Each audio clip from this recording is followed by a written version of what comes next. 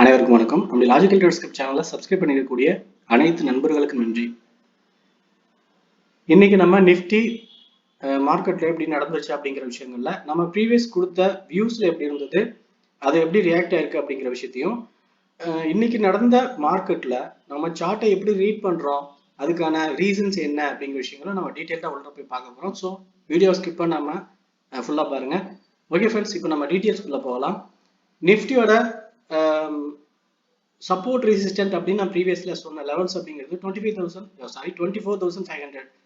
24,500 அப்படிங்கிற level support எடுக்கும். At the same time 24,500 to 600 வரைக்கும் ஒரு 100 points short term range form பண்ணோம். அப்படி ஃபார்ம் பண்ணதுக்கு அப்புறம் தான் மார்க்கெட்டோட டைரக்ஷன் பிரேக் அவுட் ஆகி மேலே போகுதா இல்லை கீழே டவுன் சைடு போகுதா அப்படிங்கிறத நம்ம கன்ஃபார்ம் பண்ணுவோம் அப்படின்னு சொல்லியிருந்தோம். ஸோ அதுக்கு ரீசன் மார்க்கெட் எப்படி நடக்கணும் அப்படிங்கிறதுக்கு இப்போ என்னென்ன நடந்திருக்கு அப்படிங்கிற விஷயத்த நம்ம ப்ரீவியஸ் வீடியோஸ்ல பார்த்தோம். ஸோ இன்னைக்கும் அந்த டீல்ஸை கொஞ்சம் அவுட்லைனாக பார்த்துடலாம். ஓகே ஃப்ரெண்ட்ஸ், நம் சொன்ன வியூஸ்ல டவுன் சைட் பிரேக் அவுட் ஆனா 500 பாயிண்ட்ஸ் கீழே போகும் அப்படிங்கிறப்ப 500 பாயிண்ட்ஸ் போகும்போது ஒரு ஈஸியான மூமெண்டமா நினைச்சு விட்டுற மாட்டாங்க. ஸோ ஒரு இன்ஸ்டிடியூஷன் அந்த பாயிண்ட்ஸை வந்து எடுக்கணும் அப்படின்னு நினைச்சாங்கன்னா அவங்களோட என்ட்ரிஸ் எல்லாமே ரெசிஸ்டன்ஸ் ஜோன்ல தான் போடுவாங்க. ஸோ அப்படின்றப்ப ஒரு ஜோன் லெவல் ஃபார்ம் ஆகி அதுக்கப்புறம் தான் டைரக்ஷன் மாறும் அப்படின்னு நம்ம ஃபர்ஸ்ட் பேசியிருந்தோம். ஸோ அந்த லெவல் தான் 25,500 600 நமக்கு வந்து இந்த ஒரு ஜோன் ஃபார்ம் ஆகும் அப்படின்றது. At the same time double bottom அப்படிங்கிற மாதிரியான விஷயமும் கண்டினியூவா 24,500 அப்படிங்கிறது சப்போர்ட்டா ஸ்ட்ராங் லெவலா இருக்குது அப்படிங்கிறதுனால இங்கிருந்து அகைன் ரேஞ்ச் பவுன்ஸ் ஆகுது அப்படின்னு சொன்னா மறுபடியும் 25,000 வரைக்கும் மேல போறதுக்கு சான்ஸ் இருக்கு. அப்படிங்கிற ரெண்டு ரீசன்னால தான் நம்ம மார்க்கெட் டவுன்ல போறதோ அல்லது மேல அப்சைட்ல போகுதோ எப்படியா இருந்தாலும் ஒரு ஷார்ட் டேர்ம் ரேஞ்ச் ஃபார்ம் பண்ணும் அப்படின்னு சொல்லியிருந்தோம். ஸோ இன்னைக்கு எக்ஸாக்டா ஷார்ட் டேர்ம்ல 24,500 இருந்து 24,550 650 வரைக்கும் கிட்டத்தட்ட ஒரு 150 பாயிண்ட்ஸ் ஒரு ரேஞ்ச் ஃபார்ம் பண்ணிச்சு. இதுல எங்க நம்ம ரேஞ்சில் எந்த டைரக்ஷனை ஃபாலோ பண்ணோம் அப்படிங்கிறத நம்ம டிசைட் பண்றத பார்க்கலாம். ஃபர்ஸ்ட் பாத்தீங்க அப்படின்னா ப்ரீவியஸ் ரெசிஸ்டண்டா நம்ம சொன்ன லெவல் அப்படிங்கிறது இதுதான் 24,600 அப்படிங்கிறது. இந்த லெவல்ல மார்க்கெட் டைரக்டா ஓப்பன் ஆகும்போது இங்க பிரேக் அவுட் ஆகுதா இல்ல சப்போர்ட் எடுக்குதா நம்ம பார்க்கணும் அப்படின்னு சொன்னா ஆக்சுவலா ரெசிஸ்டன்ட் ரிவர்சல் ஆகுதான்னு. ஸோ இங்க பிரேக் அவுட் மாதிரியான இண்டிகேஷன் அப்படிங்கிறது ஃபர்ஸ்ட் 5 மினிட்ஸ் பாத்தீங்கன்னா ஒரு சூப்பரா மேல மூவ் ஆன் போயிட்டு அப்படியே மேல போயிடும் அப்படிங்கிற மாதிரி ஒரு சிம்டம்ஸை கிரியேட் பண்ணுச்சு. ஆனா அப்படி கிடையாது. க்ளோசிங் வந்து பாத்தீங்கன்னா கீழே வந்துருது.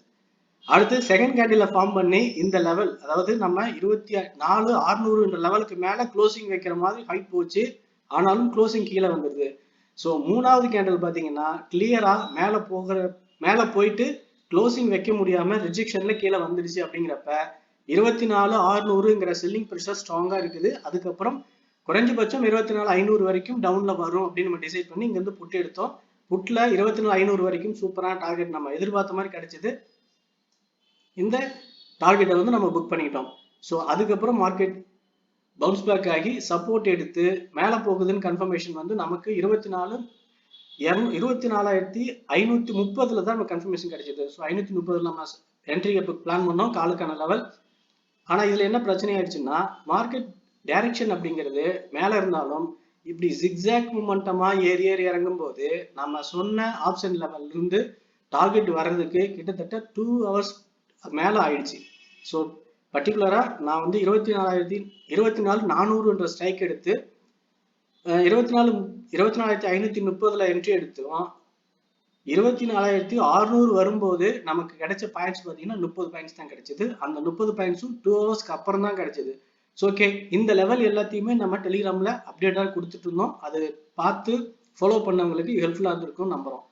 ஓகே ஃப்ரெண்ட்ஸ், இந்த டீட்டெயில்ஸ் எல்லாமே செக் பண்ணி பார்க்கணும்னா நீங்க டெலிகிராம்ல நம்மளோட டிஸ்கிரிப்ஷன் லிங்க் நம்மளோட சேனல் லிங்க் இருக்கு, செக் பண்ணி பாருங்க. ஓகே ஃப்ரெண்ட்ஸ், இப்போ நடந்த விஷயங்கள்ல நம்ம எதிர்பார்த்த வியூ நடந்தது அப்படிங்கிறப்ப நம்ம அதை யூஸ் பண்ணிக்கிட்டோம். ஸோ அடுத்து நாளைக்கு எப்படி நடக்கலாம் அப்படிங்கிறதும் இப்போ நடந்த வியூஸ்ல சப்போர்ட் ரெசிஸ்டன்ட் பிரேக் அவுட் ஆயிருக்கா அப்படின்னு பார்க்கும்போது 24,600 பிரேக் அவுட் ஆயிருக்குது. அடுத்த 650 வரைக்கும் மேலே போயிடுச்சு. ஸோ இங்கு இது ஒரு ரெசிஸ்டன்ட் ஜோன் அப்படின்னு நம்ம வந்து இண்டிபேட் பண்ணியிருந்தோம், அதாவது செல்லர் ஜோன் அப்படின்னு.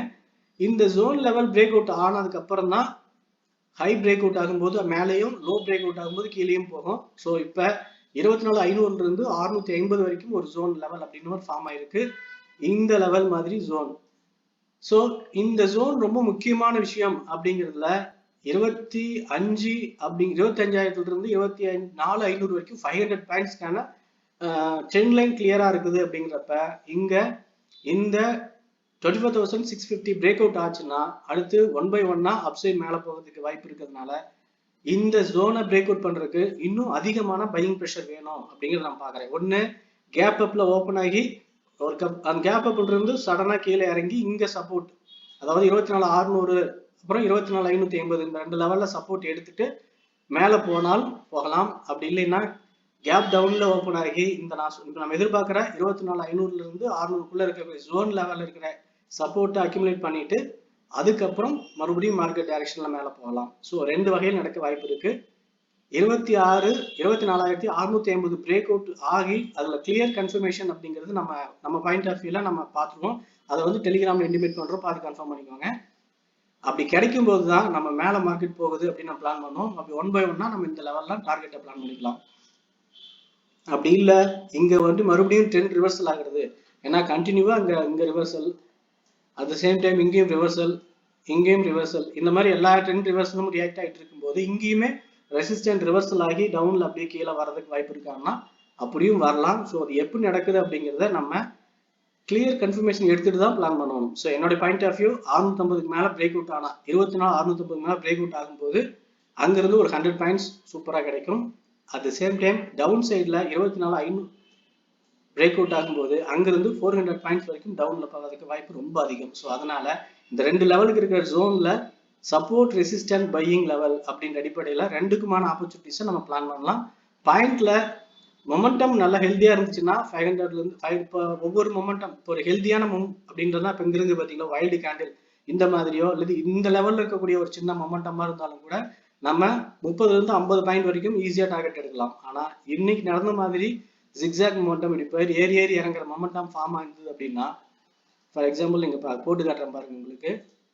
இப்போ இங்க இருந்தது இப்படி போச்சு, அடுத்து இங்க, ஸோ இப்படியே ஜிக்ஸாக்கா மொமெண்டம் போயிட்டே வந்தது அப்படின்னா இதனுடைய பாயிண்ட்ல நமக்கு ஆப்ஷனுடைய பையிங்ல வேல்யூ குறையும். ஸோ டைம் டிகே வரதுனால நமக்கு டார்கெட் ஈஸியா கிடைக்காது. அப்ப இந்த மாதிரி மொமெண்டம் இருக்கும்போது நம்ம 20 பாயிண்ட் ஒரு என்ட்ரி எடுத்து 20 பாயிண்ட் டார்கெட் புக் பண்ணிட்டு அதுக்கப்புறம் என்ட்ரி இல்லாம வெயிட் பண்றது சேஃப். ஓகே ஃப்ரெண்ட்ஸ், இப்பயும் என்னுடைய பாயிண்ட் ஆஃப் வியூ 24,500 இருந்து 650 ஜோன், இந்த ஜோன் பிரேக் அவுட் ஆகும்போது அடுத்த டார்கெட்டை பிளான் பண்ணுவோம். இதுக்கு இடையில என்ன மாதிரியான சேஞ்சஸ் இருக்கு, நம்ம எப்படி என்ட்ரியை சேஃபா பிளான் பண்ணலாம் அப்படிங்கிறத டெலிகிராம்ல போஸ்ட் பண்றோம், பார்த்து கன்ஃபார்ம் பண்ணிக்கோங்க.